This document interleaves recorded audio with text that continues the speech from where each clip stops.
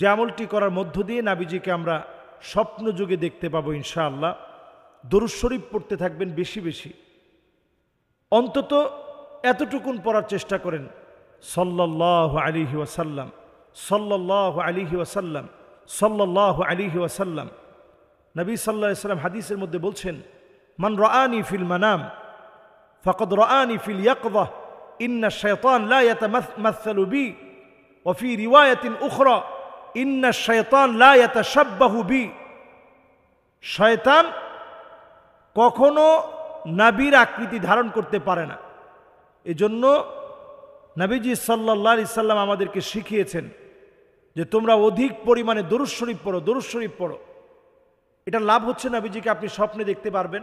যদি নাও পারেন, আপনার আমল পরিবর্তন হবে, সৌন্দর্যমণ্ডিত হবে, এবং আল্লাহর জান্নাতে নবীজির পাশাপাশি আল্লাহ তাআলা আপনাকে বাড়ি বানায় দিবে। সুবহানাল্লাহ।